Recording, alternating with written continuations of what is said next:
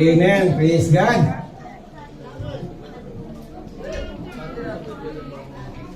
Hallelujah.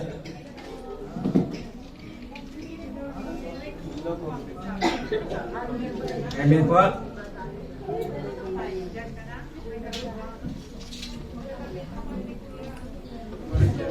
Praise God. So, hallelujah. Sige po. Kapag muna tayo. Amen po. Kumusta po ang lahat? Kumusta po ang buong linggo? Amen? Bago po tayo magsimula, nais ko pong i-welcome ang ating mga kapatid na taga CGP Mayri po. Kalipa. Nais ko pong i-welcome si Sister Denise, Sis Jonalyn, Sis Jen, Sis Marian, si Brother Renato,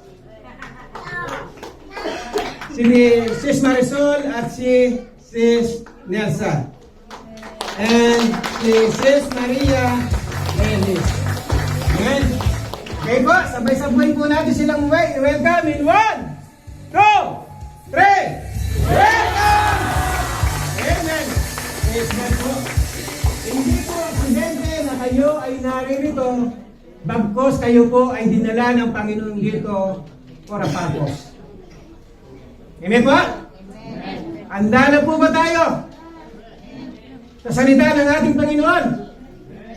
Amen. So, ang ating pong theme is sowing the best. Sowing the best. Amen? Ang ating pong scripture ay magagaling po sa Book of Hebrews chapter 12 verses 1 to 3. Mangyari pong tayo tumayo upang bigyan po natin ng galang ang salita ng ating Panginoon. Amen?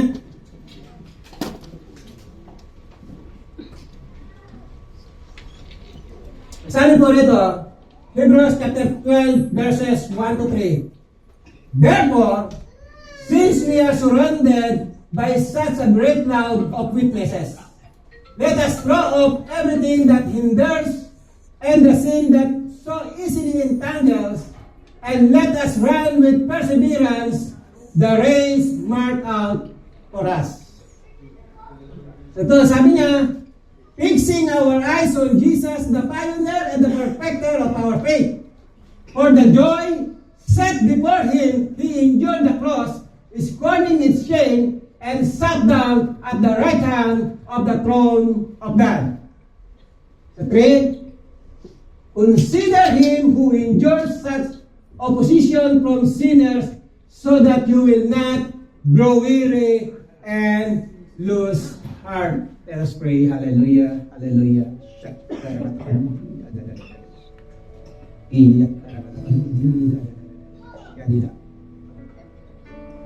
Hallelujah. Hallelujah. Hallelujah. Hallelujah. Ama naming Diyos, banal at makapangyarihan sa lahat, Ama minsan pa, Panginoon, salamat po, Panginoon, sa gabing ito na kami ay idinako sa lugar na ito, Panginoon, ng sama-sama sa isang adikay, Panginoon kong Diyos. Ang kayo ay aming marinig, Panginoon. Lord, salamat po, Panginoon, sa mga sandaling ito na inyong kaloob, Panginoon kong Diyos, na kayo ay aming makanaig sa lugar na ito, Panginoon. Kanya nga po, Panginoon, sa mga oras na ito, ipatuloy po namin itinata sa iyo, Panginoon kong Diyos, ang gawa nito. Ang bawat puso, Panginoon, buksan mo nga po ito, Panginoon, upang aming nga po, Panginoon, manamnam ang iyong mga salita, Panginoon. Hayaan mo, Panginoon, na maunawaan namin ang iyong mga salita, Panginoon. Gawin mo nga po itong payak, Panginoon, upang ito ay aming maunawaan ayon sa iyong kagustuhan, Panginoon Diyos. Ama, maraming salamat po, Panginoon, at dalayan ko nga po, Panginoon, anuman ang mga bagay, anuman, Panginoon, ang aming mga nagawa, naisip o nasabi na hindi nakalulog sa iyo, Panginoon. Ama, hinihingi po namin ito ng kapatawaran sa pangalan ng aming Panginoong Yesus. Salamat po, Panginoon, sa dugong nabubo sa krus ng Kalbaryo na siya po nagdinis sa lahat ng aming mga karumihan. Salamat po, Panginoon, sa pribilehyo at pagkakataon na ikay aming makaniig. Ama, dalayan ko nga po, Panginoon, itago mo nga naman po ako sa iyong likurang Panginoon. At tanging ikaw lamang ang siyang makita, Panginoon, sa mga oras na ikaw, Lord God. Sapagkat tunay po, Panginoon, sa gayong aking sarili, wala po akong magagawa, Panginoon. Ang kaparis ko ay parang isang basahan lamang sa iyong harapan. Subalit, Panginoon, dahil sa iyong biyaya at habag, ako'y naririto, Panginoon, upang ihayag ang iyong kabutihan sa buhay ng bawat isa. Ama, maraming salamat po at muli po, Ama, sa iyo po ang pinakamatas na papuri, pagsamba at salamat. In Jesus' name we pray. Amen and amen. Hallelujah.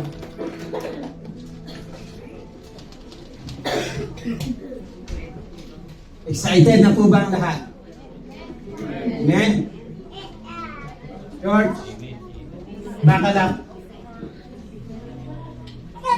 Bigyan po natin ng pansin, tuon, ang salita ng Panginoon. Amen po? Amen. So, ang title po ng ating pag-uusapan ay Harvest Worth Running For.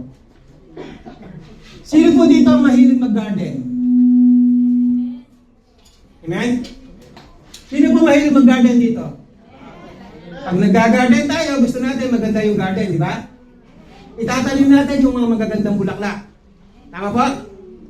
Itatanim natin kung ano yung maganda sa ating paningin. At kapag may tumubong mga damo, ito po yung tinatanggal natin. Tama po?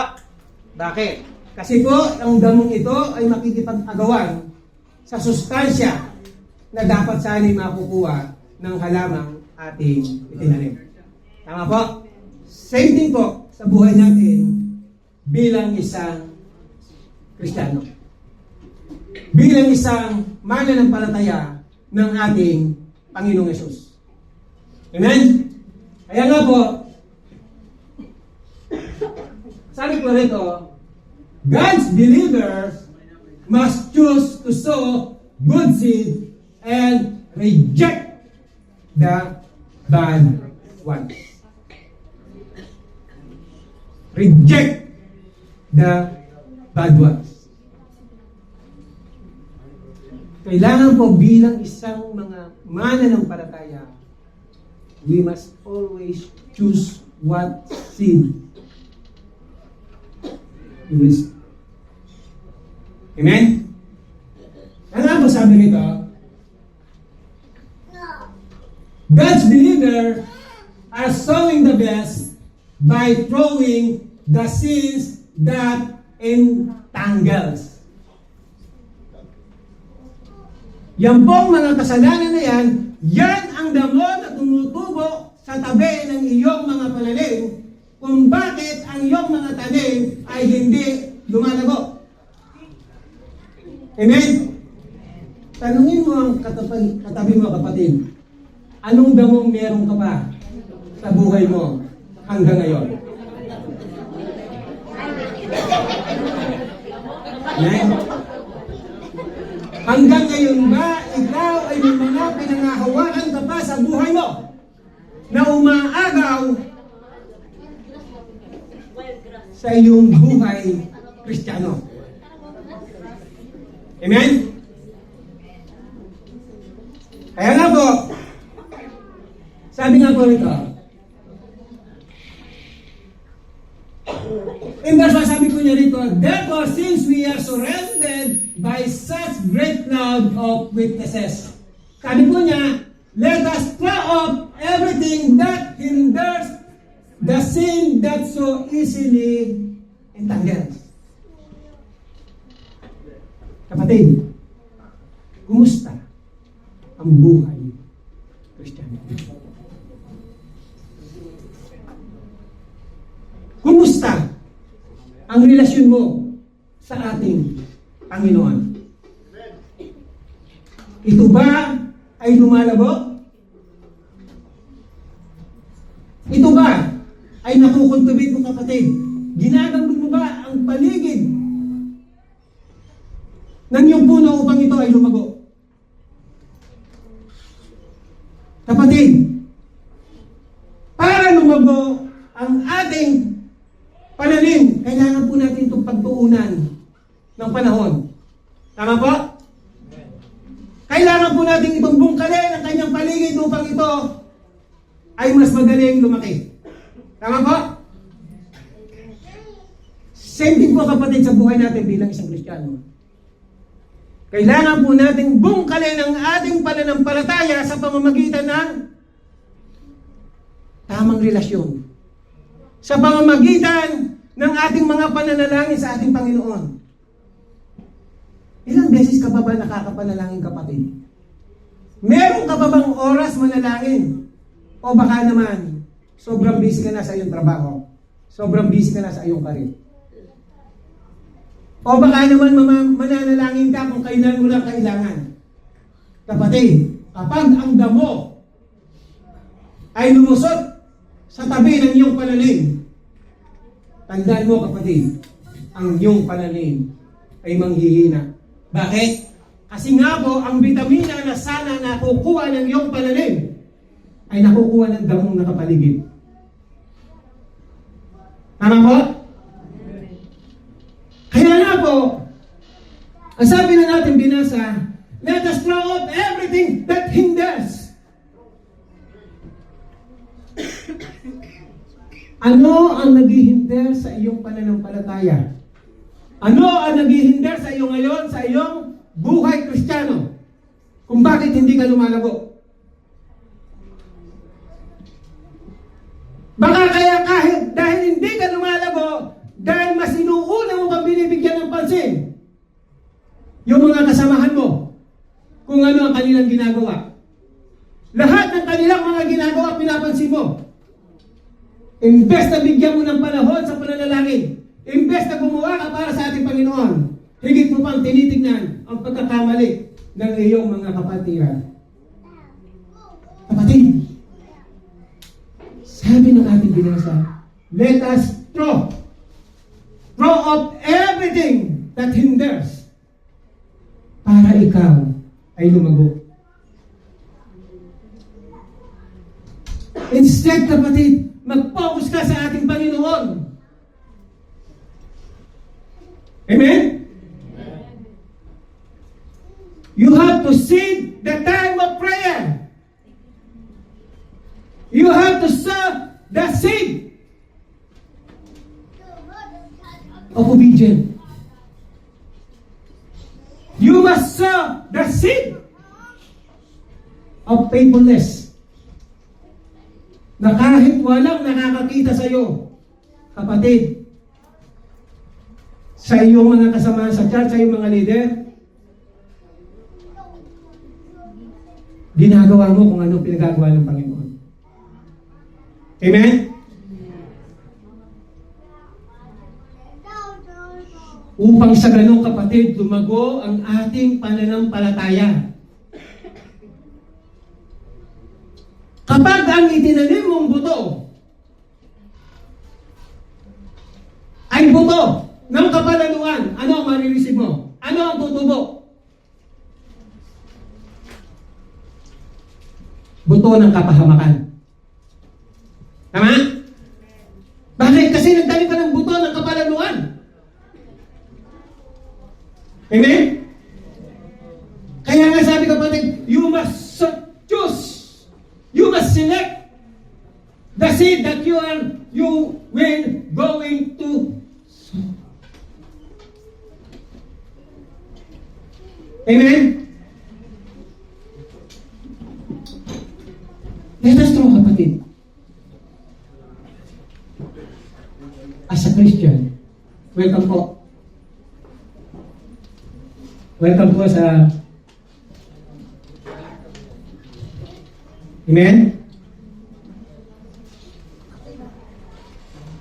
In Galatians chapter 2 verse 20 it says, Apostle Paul says, I have been crucified with Christ and I no longer live, but Christ lives in me. The life now live in the body, I live by faith in the Son of God who loved me and gave Himself for me. Ang sabi po ni Apostle Paul, hindi na daw po siya nabubuhay sa kanyang pansarili. Kung hindi nabubuhay na siya sa ating Panginoon. Bakit po? Kasi nga po, ang desire ng ating fleshly desire, kapag ka po ang ating sinunod, ang ating fleshly desire, mas malaki po ang tsansa na puro mga kasalanan. Amen?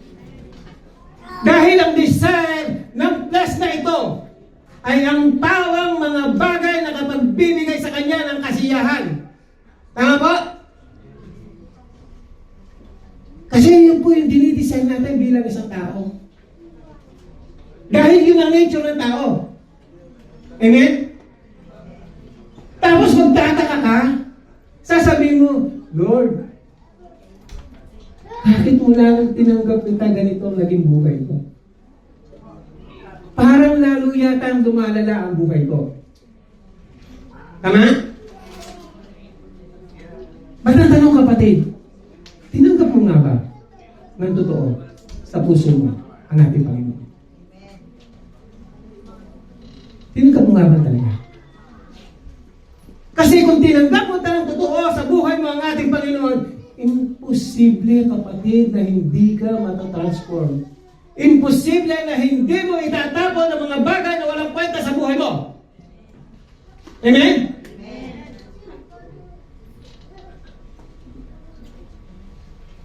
Imposible, kapatid, na hindi ka magkakaroon ng pakikinaig sa ating Panginoon in a daily basis.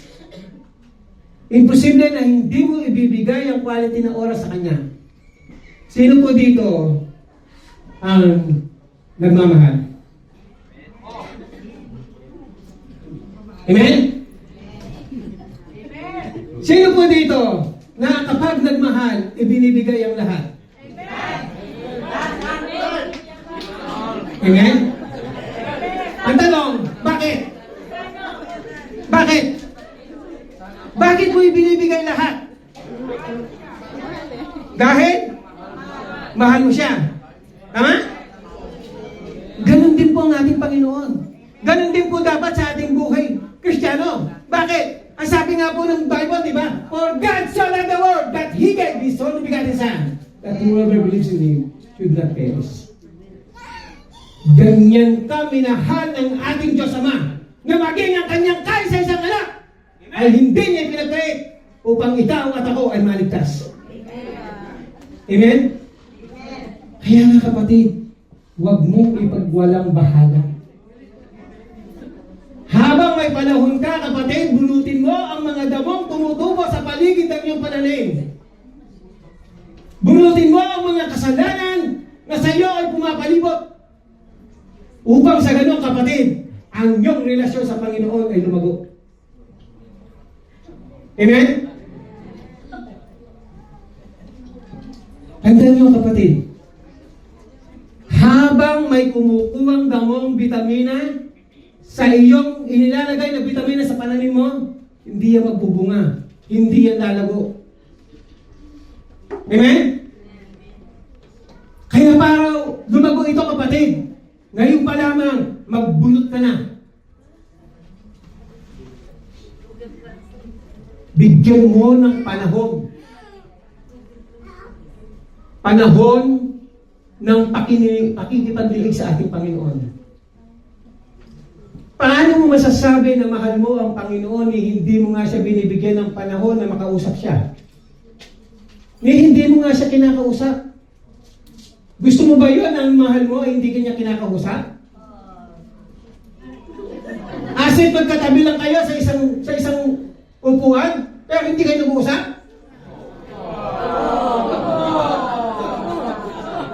Same thing, kapatid, sa Panginoon. Kung sinasabi mong ikaw ay isang Kristiyano, kung sinasabi mong ikaw ay tinanggap mo ang ating Panginoon, bibigyan mo siya ng panahon. By means of your devotion. By means reading of your Bible. By means of prayer. Amen? Hindi ka magiging busy sa mga bagay-bagay na walang kwenta. Hindi ka magiging busy sa mga ginagawa ng iyong mga kasamahan. sa iyong mga kapatiran. Amen? Ang sabi po rito, Galatians chapter 10, verse 16 to 23. So walk by the Spirit, and you will not gratify the desires of your flesh. Walk by the Spirit. Upang sa ganon, kapatid, hindi manaig sa iyo ang nasa ng laman. Dahil ang lamang ito ay pawang makamundo. Amen? Sa 17 po, sabi niya rito, for the flesh desires what is contrary to the Spirit, and the Spirit what is contrary to the flesh. They are in conflict each other, so that you are not do whatever you want. But if you are led by the Spirit, you are not under the law. Pasilip po natin ito, kapatid. Sabi po niya rito, for the flesh desire is contrary to the Spirit. Amen?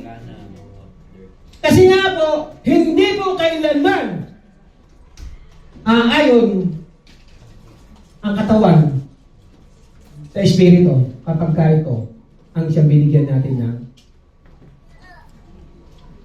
higit ng pansin sa buhay natin.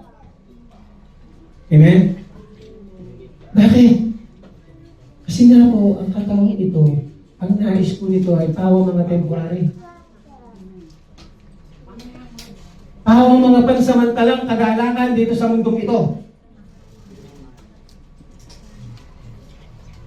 Ngunit, kung ang ating nais ay ang pawang makalangit, ang Espiritu, ang siyang sa atin ay mamumuna. At kung ang Espiritu ng Diyos at siyang namumuna sa atin, saan ka magpupokus? Sa mga bagay na makalangit. Tama ba? Wala ka ng panahon sa pakikipag-chismisan. Tama? Bakit? Busy ka eh. Amen? Wala ka ng panahon na pansinin mo pa ang mga ginagawa ng iyong mga kapatid. Bakit? Kasi nga wala ka ng panahon. Kasi nga nakapokus ka sa ating Panginoon. Amen? Kasi nga ang iniisip mo ay pawang makalangit. Kaya sabi nga po ng Bible, sabi po ng Matthew chapter 6 verses 19 to 21, sabi niya, huwag kayong mag-impok ng yaman dito sa lupa, sapagkat dito sa lupa ay may mananira ang tanga at kalawang. Amen? Bagkos ay mag-impok tayo ng yaman sa langit, sapagkat sa langit ay walang nakakapasok na magnanakaw at walang naninira ang tanga at kalawang. Sa 21 po, ito po ang sabi niya. Sapagkat kung nasaan ang iyong yaman ay naroroon ang iyong puso. Amen? Kaya nga kapatid, kung ang iniisip mo ay ang makalangit, ibig sabihin naroroon ang iyong puso. Amen? Ngayon, para makapag-isip ka ng makalangit, kapatid, kailangan mo magkaroon ng oras, focus, magdaan. Amen? Ito po kasi ang masaklat na katotohanan. Marami pong mga Kristiyano ngayon na sinasabi nila sila ay mga Kristiyano. Sila ay mga mananampalataya. Ang masaklap, mananampalataya na nga sila, may mga baggage pa rin sila hindi nila mabitawan. Tama? Tanong, ano-anong mga baggage meron ka pa? Ikaw at ang Panginoon lamang ang nakakaalam. Amen? Tandaan nyo kapatid, wala tayong kahit anong maitatago sa ating Panginoon dahil maging ang bilang ng ating mga buhok ay kanyang nalalaman. Maaari mong sabihin na ikaw ay sumusunod gumagawa sa kanyang mga pinag-uutos. Amen? Ngunit kapag ikaw ay nag-iisa na, kapatid, kailan mo malalaman na isang mananampalataya ay isang tunay na Kristiyano? Kailan mo malalaman na isang mananampalataya ay isang tapat na mananampalataya? Amen? Tandaan nyo kapatid, malalaman ang isang mananampalataya na siya ay isang totoong mananampalataya kapag siya ay nag-iisa na. Tama? Na kahit siya ay nag-iisa, ginagawa pa rin niya kung ano ang nakalulugod sa ating Panginoon. Na kahit walang nakakakita sa kanyang mga leader, na kahit walang nakakakita sa kanyang kapatiran, ang mindset niya ay para sa Panginoon pa rin. Then and then, na malalaman mo na ikaw ay isang tunay na tumanggap sa ating Panginoon. Na ikaw ay isang tunay na Kristiyano. Bakit? Kasi sa lahat ng oras ang nais mo ay makalaig pa. Amen? Kaya lang po sabi rito,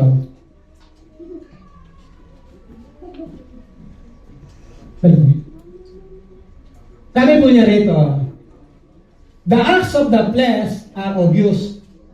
Sexual immorality, impurity, and debauchery, idolatry and witchcraft, hatred, discord, jealousy, fits of rage, selfish ambition, deception, and passion. Pansinin po ninyo kapatid. Ang sabi po niya rito, the acts of the flesh are very obvious. Ito po kasi, malimit, hindi ito nawawala sa tao. Tama po? Yung pagiging selfish, ambitious. Yung kapag may nakita sa iba, gusto meron din. Yung kapag hindi na siya napansin, nagkakaroon na siya ng envy. Tama? Dati sa sing, kapatid, ang sinasabi po ng Galatians chapter 6, yan po ay pawang mga kasalanan. Idolatry. Pag sinabi po natin idolatry, hindi lamang po mga ribulto. Hindi lamang po yan yung mga santong. Anything, everything na kumukuha sa iyong oras para sa Panginoon, that is idolatry. It could be your boyfriend. It could be your girlfriend. Bakit? Kasi nga, suppose na pupunta ka sa Panginoon, sa gawain ng Panginoon, kapag tumawag si Hano. Amen? That is idolatry. Bakit? Kasi nga kung mahal mo Panginoon, ipapriority mo siya. Kapatid, as a Christian, know your priority.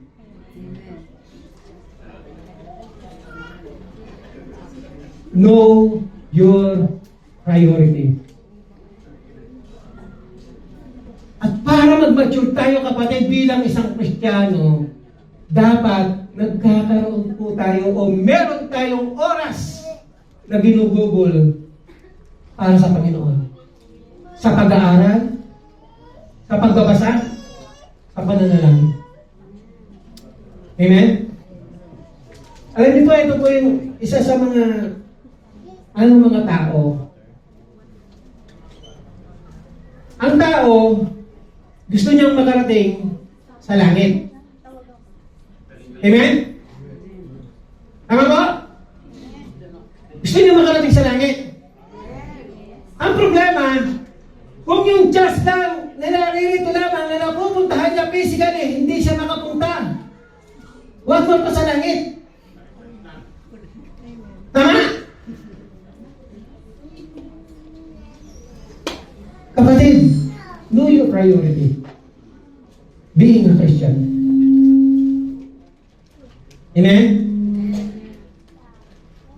Sabi ko niya rito, and envy, darkness, orgies, and the like, I warn you, as I did before, that those who like this will not inherit the kingdom of God. Kilala naman po natin si Pablo, di ba? Si Apostle Paul. Nang siya ay hindi pa mananampalataya, siya po ay isang persecutor. Tama? Siya po ang number 1 na nagpe-persecute sa mga Kristiyano. But nang nakakilala po siya, kapatid, talagang ibinigay niya ang lahat. Kaya nga po sabi niya rito, I warn you as I did before that those who live like this will not inherit the kingdom of God. Kasi kapatid, ito ang katotohanan. Pumupunta ka na sa church, kada linggo, kada Friday o Saturday, nag-church ka, but still, iniipit mo pa rin itong mga to. Ginagawa mo pa rin itong mga to, kapatid, sayang ang oras mo. Sayang. Kaya nga kapatid, kung maglilingkod ka, seryosohin mo na. Ibigay mo na lahat. Amen? Kaya nga bilang isang Kristiyano, kapatid, nasabi po rito, what's your thoughts? For they become words. What's your habit, your words, or they become habits? What's your habit? Or they become character? And what's your character?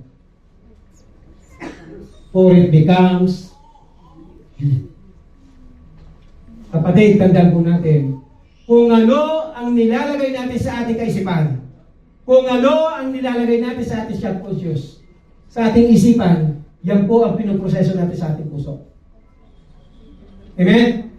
At kapag naiproseso ng ating puso yung mga bagay na inisip ko, yan ang ilalabas ng iyong bibig. Tama ba? Kaya nga po nilagay ng Panginoon na mas mataas ang ating kaisipan kaysa sa puso. Bakit? Kasi nga kung wala kang inisip, wala kang ipuproseso. Tama ba? At kung wala kang ipuproseso, wala kang ilalabas. Wala kang sasabihin. Amen? Kaya nga kapatid, mag-ingat po tayo sa lahat ng mga bagay na ginagawa natin, iniisip natin. Mag-ingat po tayo kung ano ang nilalagay natin sa ating kaisipan, sa ating puso. Amen?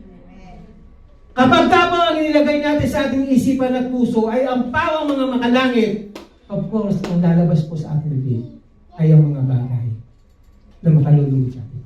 Bakit? Kasi yun po yung itanim mo sa puso mo. Amen? Yun yung itinanim mo sa puso, sa isip at puso mo.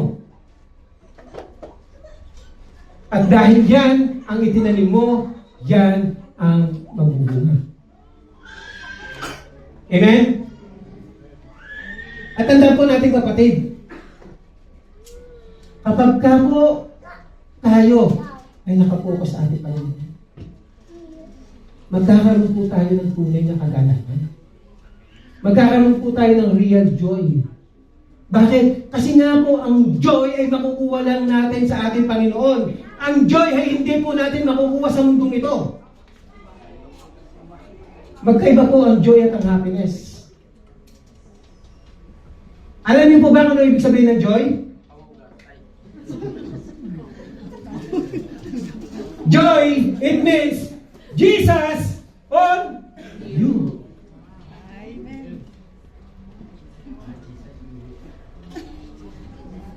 Jesus on you.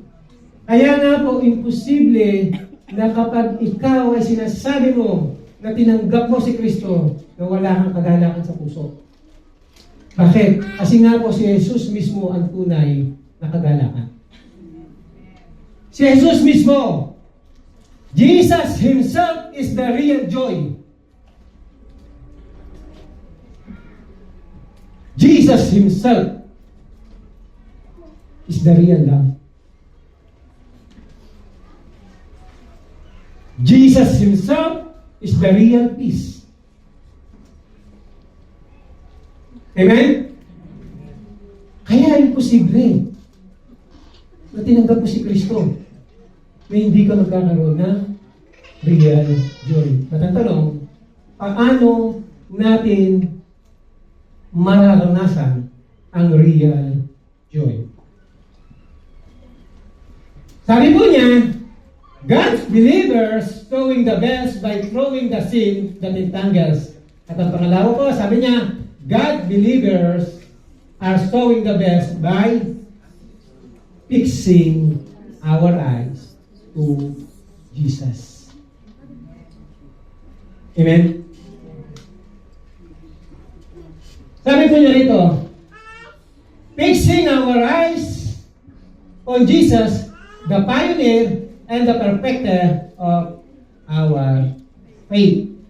For the joy set before Him, He endured the cross, scorning its shame, and it sat down at the right hand of the throne of God. Hallelujah. May ba? Sabi nga po, fixing our eyes to Jesus. At ang tanong, kapatid, paano nga ba natin itipis ang ating Panginoon? Sa ating Panginoon, ang ating mga anime. Amen? Paano nga ba?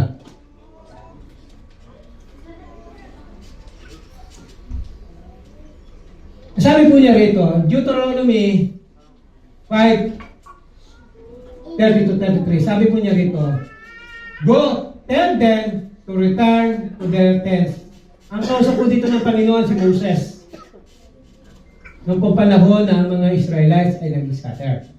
Sabi niya rito, but you stay here with me so that I may give you all the commands, decrees and laws you are to teach them to follow in the land I am giving to possess. Ano ba napansin niyo rito, kapatid? Sabi niya, but you stay here with me. Sabi ng Panginoon kay Moses, but you stay here with me. Kapatid, are you really staying beside God?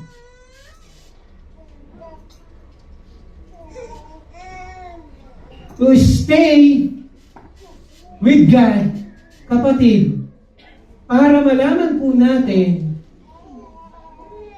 kung ano ang ninanais ng Panginoon sa buhay natin. Para malaman po natin at masunod po natin yung mga law and decrees po ng ating Panginoon. Ano sabi ng Bible? Meditate it day and night. Kapatid, how is your daily devotion? Do you meditate the Word of God? Sabi po ng Joshua chapter 1 verse 8, pag nilay-nilayin ang mga salita na nakasulat araw at gabi upang sa ganon ikaw ay, sabi niya, magtagumpay at pagpalain. Amen po? So, ang sikreto pala kapatid, upang lumago ang ating mga pananim, kailangan po natin ito ng diligan na salita ng Panginoon. Sabi niya, upang sa ganon, ikaw ay umunlad. Amen? Kasi nga po, kung ang itatanim mong buto ay yung mga butong payat, mga butong walang laman, anong mangyayari? Amen? Kaya nga po malinaw na sinasabi rito. But you stay here with me so that I may give you all the commands. Para po malaman natin kung ano yung pinag-uutos sa atin ng Panginoon, kailangan po nating laging nasa tabi niya. Kailangan po natin laging inaalam kung ano ang kanyang mga pinag-uutos. Ang problema kung wala kang oras makipag-usap. Amen?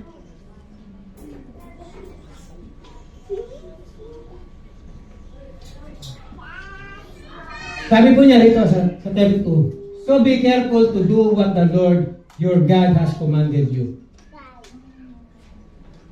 Do not turn aside to the right or to the left. Walk in obedience to all that the Lord your God has commanded you, so that you may live and prosper and prolong your days in the land that you will possess. Nakita po natin kung ano po meron na pagpapala kapag tayo ay sumunod.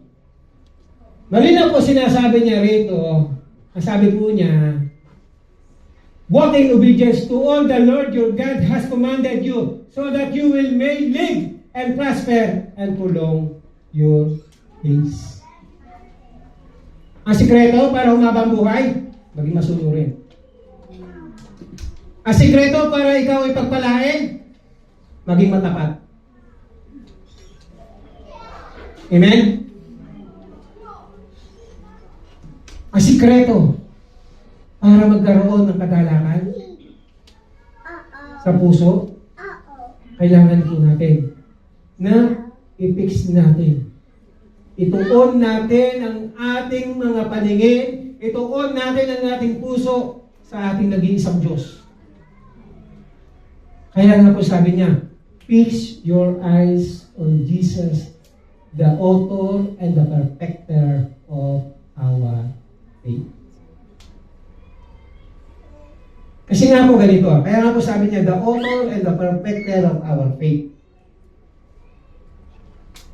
Alam niyo po ba, kaya nga po ang scripture, tinawag na scripture from the word na Greek. Amen? Kaya nga po scripture, kasi nga po, ang panuntunan ng ating buhay, wala pong iba kundi ang Bible. Amen? Ngayon, paano mo malalaman ang scripture kung hindi mo binabasa? Paano mo lalakaran ang buhay mo kung hindi mo tinitignan kung ano yung script ibigay sa iyo ng Panginoon? Kung ano pinagagawa sa iyo ng Panginoon? Amen? Tandaan po natin kapatid, ang Bible ang siyang kompas ng ating buhay. Kasi baka kaya ka naliligaw kapatid, dahil ang kompas mo hindi nakaset. Dahil ang kompas mo walang battery. Walang baterya ng oras ng pananalangin, walang baterya ng oras ng pagbabasa. Amen? Masyado kang busy sa karir mo. Amen?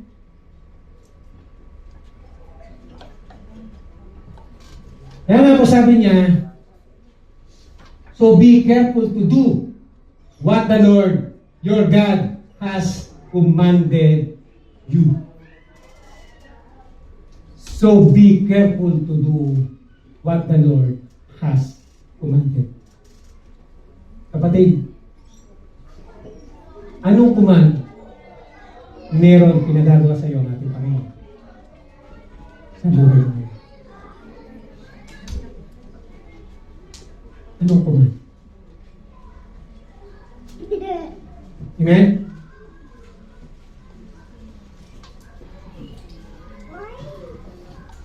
Sabi po rito, Psalm chapter 1 verse 1 to 2. Blessed is the one who does not walk in the step with the wicked, or stand in the way that sinners take, or sit in the company of mockers. Blessed is the one who does not walk in the step of the wicked. Kapatid, sabi po, pinagpala ang sino ng Kristiyano na hindi niya ikinukompromise sa kanyang pananampalataya. Amen? Pinagpala ang isang Kristiyano na lumalakad ng may katuwiran. Pinagpala ang isang Kristiyano na tumitindi sa kanyang pananampalataya. Pinagpala ang isang Kristiyano na sumusunod. Amen? Kaya nga po sabi niya, blessed is the one who does not walk in the step of wicked. Okay lang naman po ang makisama. Huwag ka lang makikisama. Amen? Minsan po kasi may mga Kristiyano sinasabi nila, ginagawa dahilan na nagdi-disciple, nag-i-evangelize. Cross-cultural pa nga. Diba? Ang nangyari sa yung na-disciple. Amen? Imbis na idaan sa mabuting usapan, na idaan sa mabuting usapan. Amen po? Kaya nga po sabi niya, blessed is the one who does not walk in the step of the wicked. Sa verse po, sabi niya, but those who delight is in the law of the Lord, and who meditate on His law day and night. Amen? Meditate day and night. Yan. Number 3 po, sabi niya rito, God believers are sowing the best by throwing the sins that entangles. Number 2, by fixing your eyes to Jesus. And number 3, by enduring and not growing weary. Amen? By enduring and not growing weary. Sabi po niya rito, sa verse po sabi niya, consider him who endured such opposition from sinners. Tandaan po natin mga kapatid, maging ang ating Panginoong Yesus ay nag-endure siya dito sa lupa. Maging ang ating Panginoong Yesus ay minak siya nang siya ay naririto sa lupa. Maging ang ating Panginoong Yesus ay nagbata. At alam mo kapatid kung anong dahilan, bakit siya nagbata?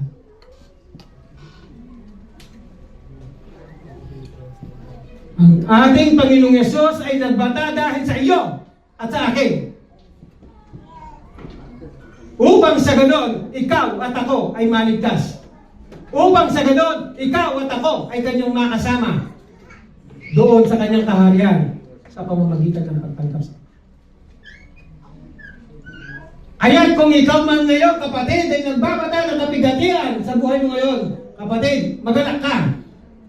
Bakit? Kasi maging ang ating Panginoong Isus ay nagbata. Nagdusit, naghirap. Ngunit hindi siya kailanman nag-angal. Bakit?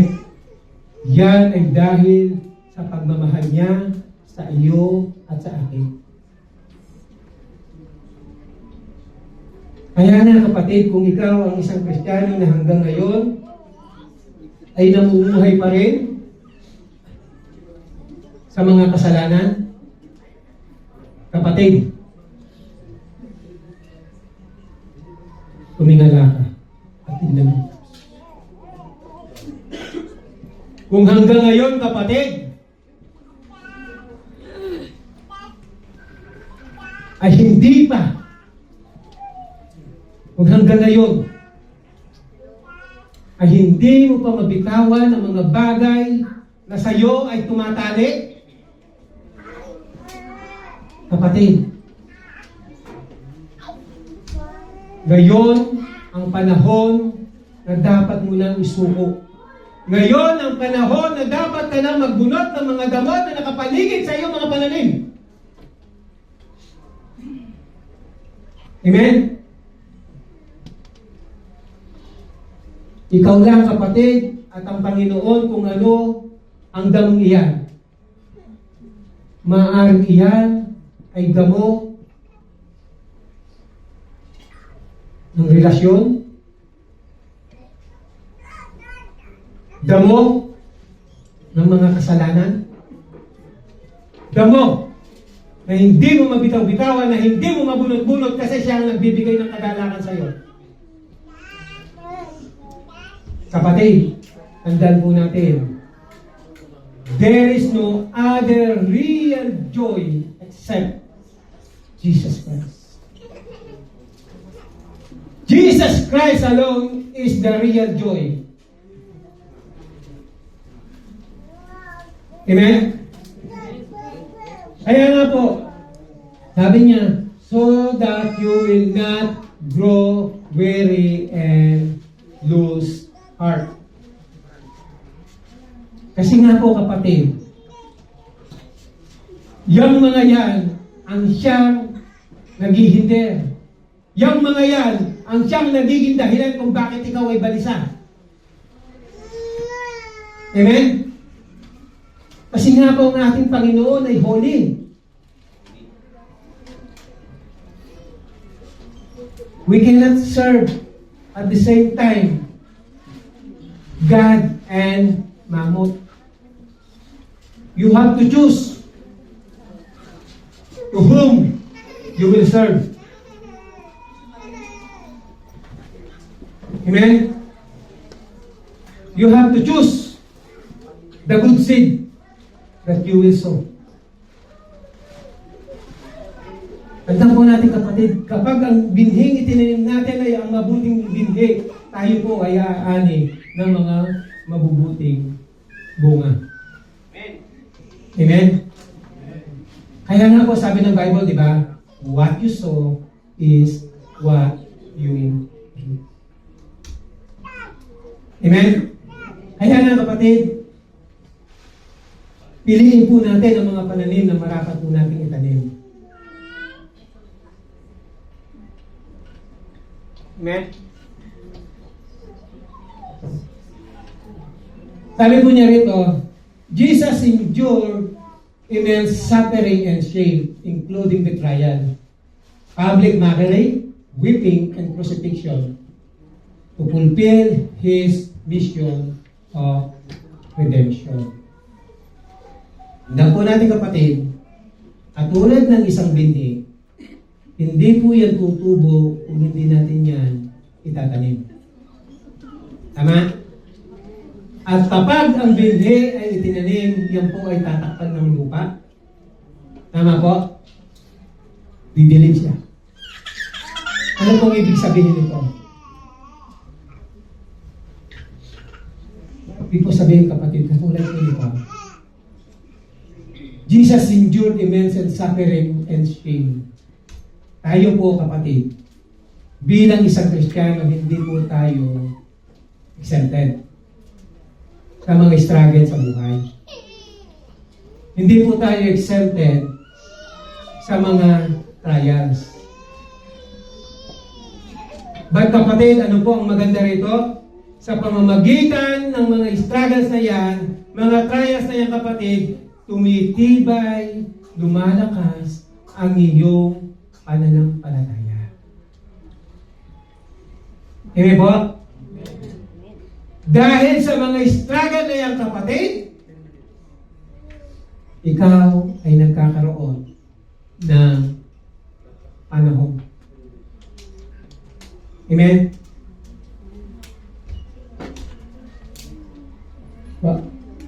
Sabi po niya rito, Romans chapter 8 verse 31, sabi niya, what then shall we say in response to these things? If God is for us, who can be against us? Kaya nga po kapatid, tandaan natin, wala po tayong dapat ipangamba kung ang Panginoon ay nasa atin. Malinaw po na sinasabi rito, if God is for us, who can be against us? Amen?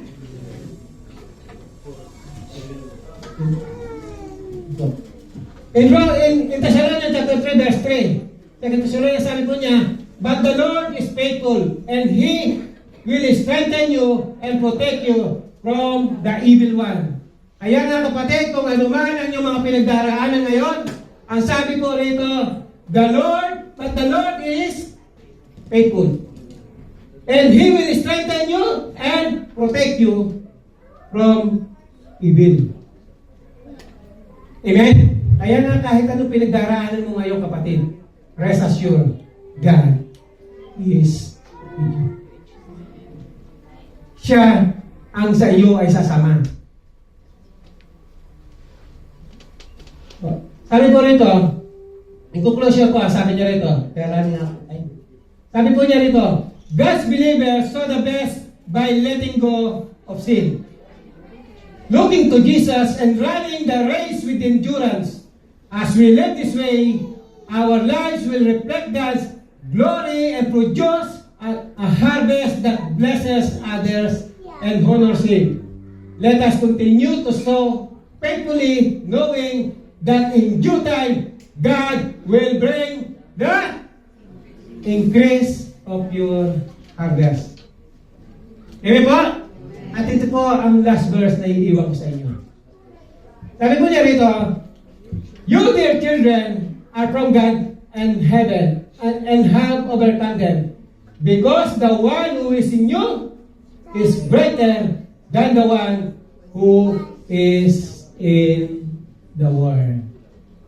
Jesus is greater than who is in the world. Amen?